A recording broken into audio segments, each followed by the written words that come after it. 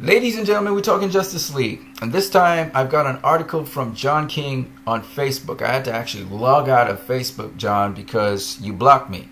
I think we were arguing something about God, and you blocked me, man. So if you can, please, John, because we work together. We're bigger than that. We're past all that stuff. We still get along. Unblock me on Facebook. Will you do that so I can actually work together with you to see if we can get Justice League to be a success? The hope is strong. Let's keep pressing. My group is growing. It was just 3 members, and it's over 20 members now. And hopefully by the end of today, it'll be over 100 members. We're looking for that. And I want to join your group too and network with you, John. So please, whatever is going on, let me get access so that we can work together on this film, okay?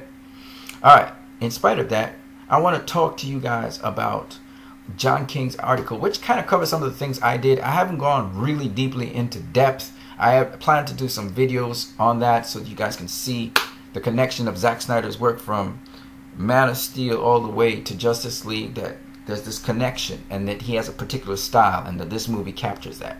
Okay, but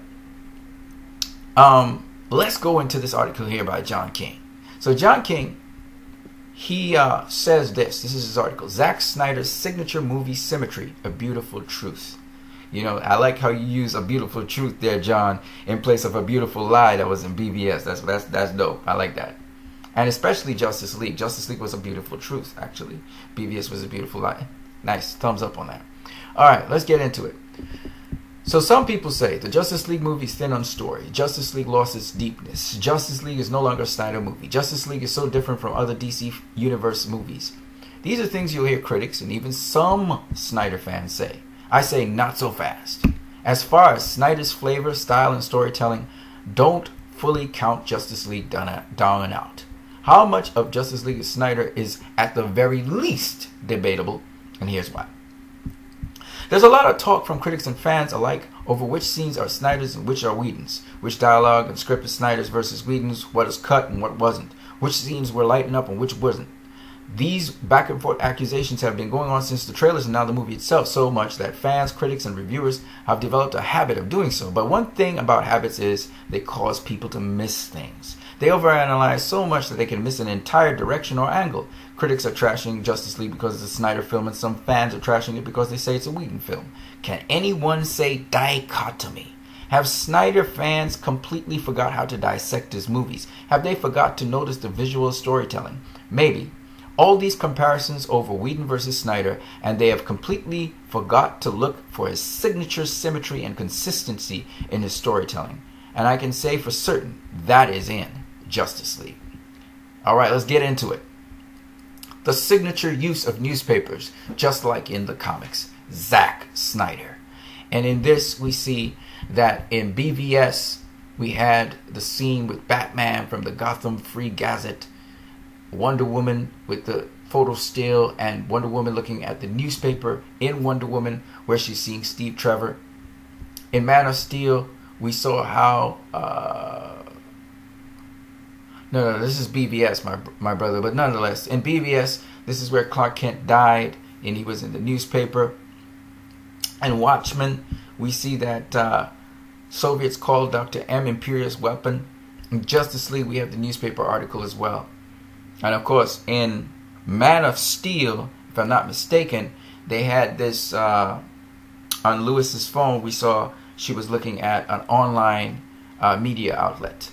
So there've been, the media has always been in comics, especially comics that were more about discussing social issues, pop culture.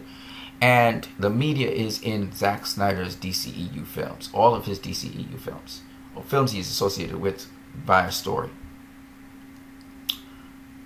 Here's some symmetry. Man of Steel started and ended with Zod being called a monster both by Clark and Jor-El. There's always a duality of balance in a Snyder movie.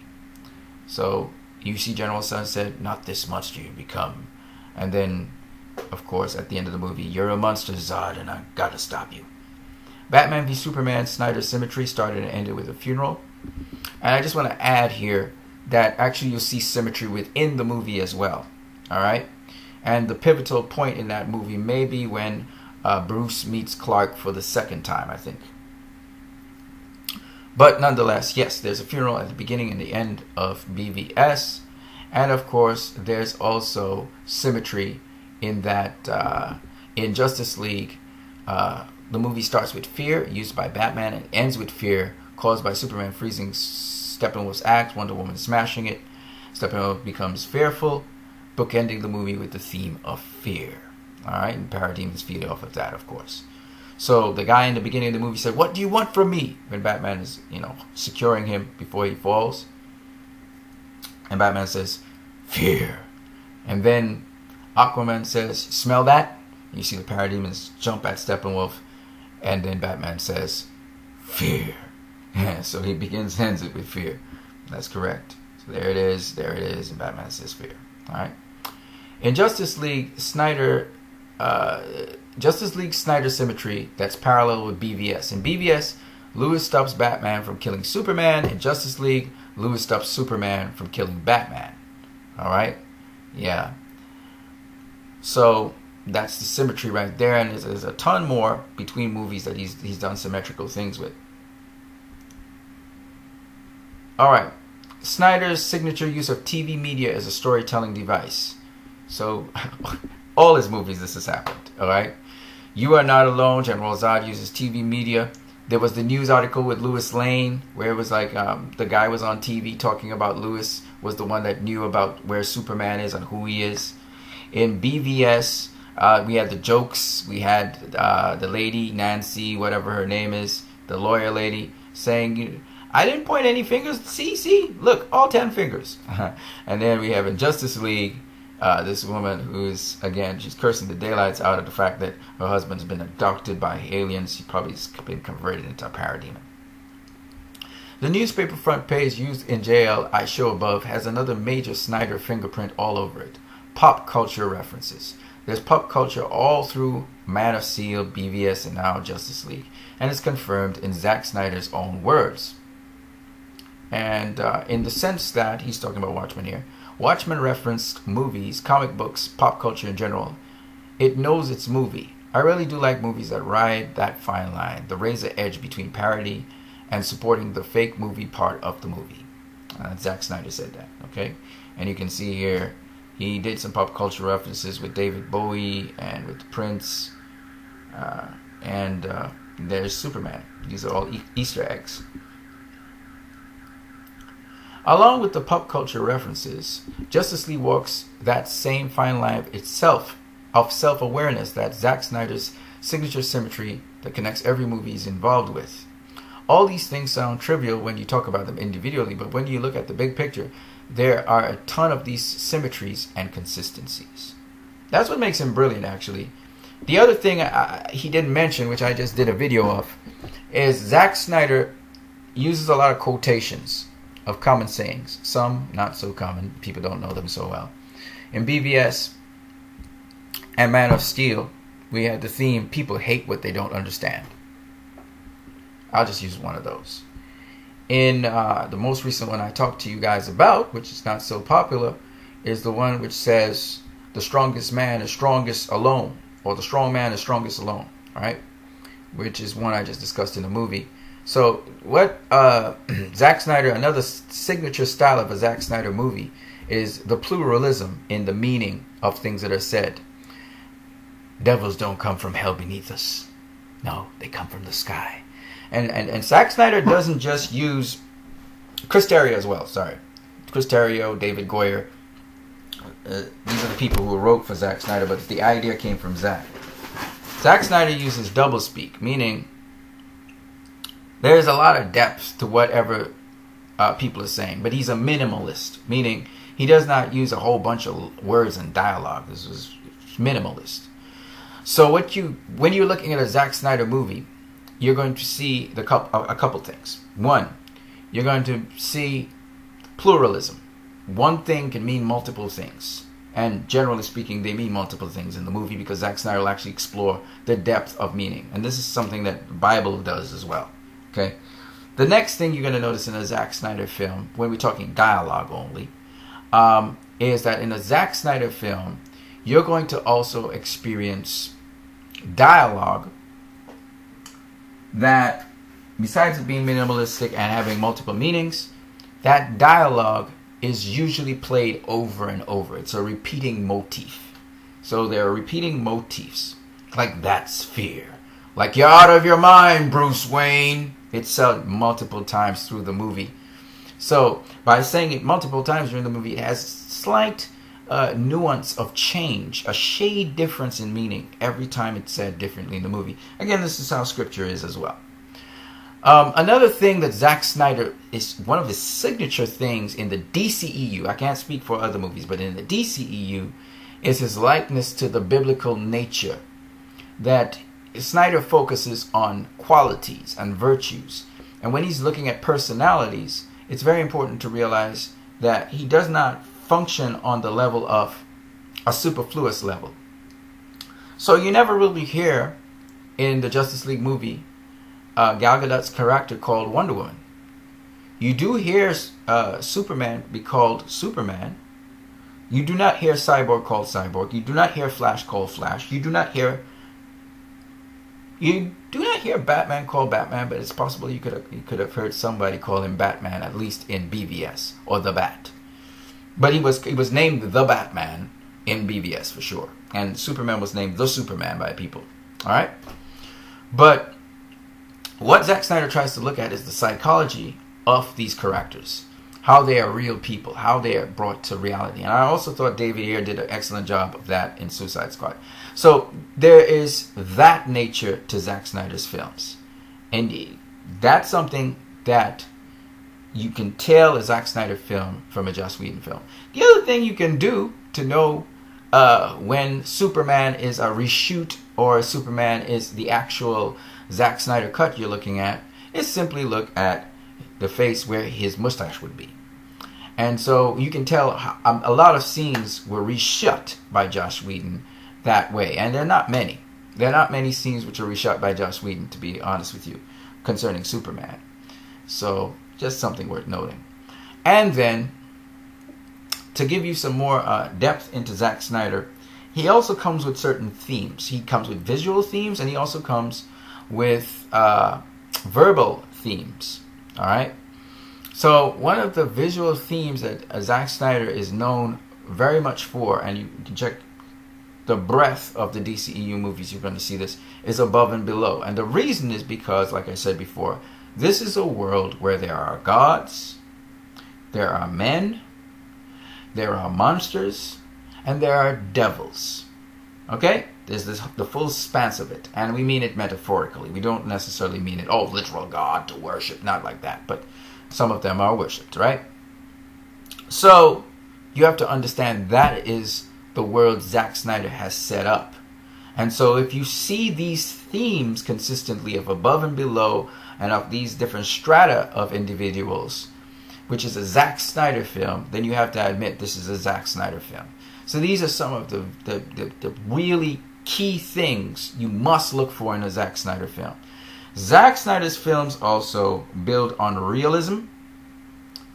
They acknowledge the darkness and the light of human beings. You will not find that in any other comic book movie like how you'd find it in a Zack Snyder film. He's a very thematic, philosophical, metaphorical kind of director. Another thing that is just going through it, and I will show you these things in concrete ways in the future, but another thing about a Zack Snyder film that makes his films much more deeper and impactful is he takes the comic book characters very seriously.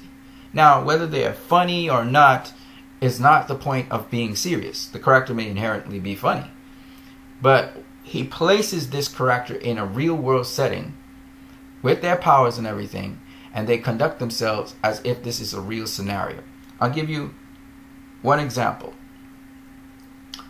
When we look at Henry Cavill, when we look at Gal Gadot, they will tell you, you cannot fake being strong on the screen. You must be strong on that screen. When we look at Captain Thor, not Captain Thor, what am I saying? Thor, and in Thor Ragnarok, when I looked at the actress playing Hela, she did not strike me as strong. She struck me as someone pretending to be strong, but not physically strong. When we look at the character of Feyora L, that woman looks strong. She looks strong. She looks beast strong. And she looks like you just would not mess with her. Okay? When we look at Harley Quinn, she behaves crazy. She is crazy. You buy into her craziness. So there's a grounding in these DC characters that Zack Snyder gives to you that you will not get in any other comic book movie. And as much as people praise Logan and they praise Hugh Jackman for the performance in Logan, I gotta say, his performance don't touch the Harley Quinn performance. It don't touch Feyora L's performance. It don't touch. It comes close to, but it doesn't touch Henry Cavill's performances in all these movies. Because while we saw Logan do Berserker Rage and stuff, still this Logan character is in a Hollywood setting. He's in a, it's gritty, it's grimy, but it's not in a position that Logan has never been in. This is a familiar position. Logan's always been an outsider. What Zack Snyder does is he takes these comic book characters and puts them in positions that they are not familiar with. Because now, instead of being in a comic book world where everything's fine and people always accept you, you're placed in the real world scenario of today, where there's narcissism, cynicism, etc. So you will pick that up all the way through Justice League, because the so-called heroes that need to be amassed don't want to be heroes. As Diana said in BVS, suppose they don't want to be found. And Aquaman didn't want to be found. Cyborg didn't want to be found. The Flash didn't want to be found. Okay? And they started putting up resistance. When the Flash found out that Bruce was Batman, it was a different story. Cyborg left.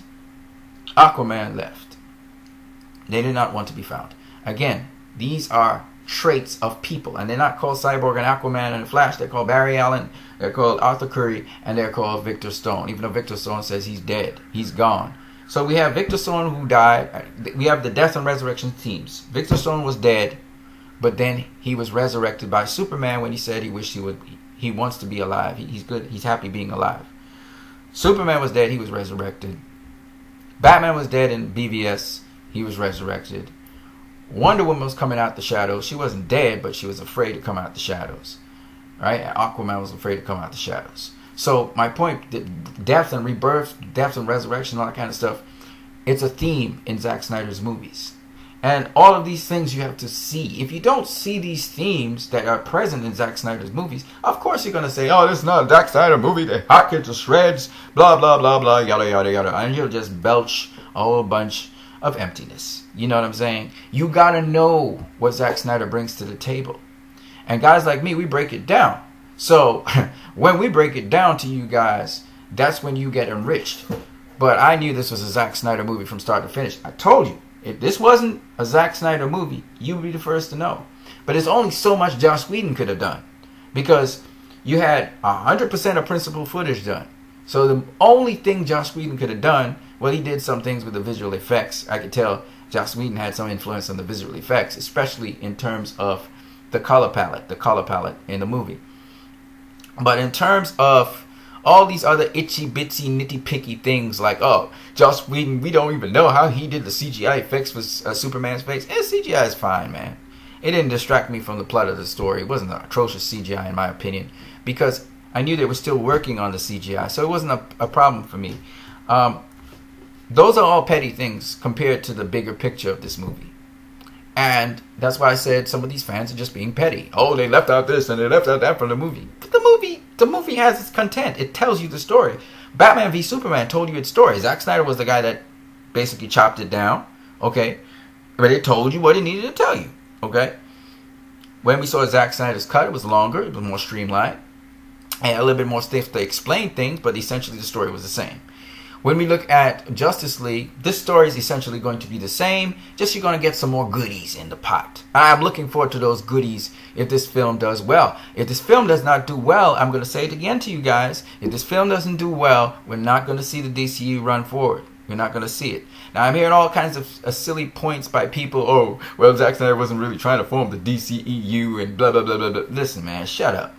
They got an Aquaman film coming around the corner. There is a DCEU. There is an interconnected universe. But Aquaman, his chances of surviving are if this movie does well. Because if this movie does bad, it's going to trickle into Aquaman. Okay? So we have to listen to me carefully. Yes, we have Warner Brothers, we got the executives and so on, but there's a way to go about doing things, people. There's a way to go about doing things. And you guys got chained up. They had you on a leash and they chained you up, man. The media chained you up and you took the bait. It's Zack Snyder versus Joss Whedon. They trying to marvel up the DC universe. And you went with it. You just took it hook, line, and sinker. You don't know nothing about Zack Snyder's style. Only what people told you about Zack Snyder's style. And you learned about BVS and you was like, I'm a Snyder fan. You ain't no Snyder fan. Anybody worshiping Zack Snyder, then you not no Snyder fan. You a joker. You're a joker because you don't know what Zack Snyder's style is. You can't tell me you a Snyder fan and you even know what Snyder is. You worship the person. You do not worship their content. You're grateful for their content and you idolize them. I told you, I'm not a hero worshiper. I'm a realist. I'm real as they come. You understand what I'm saying?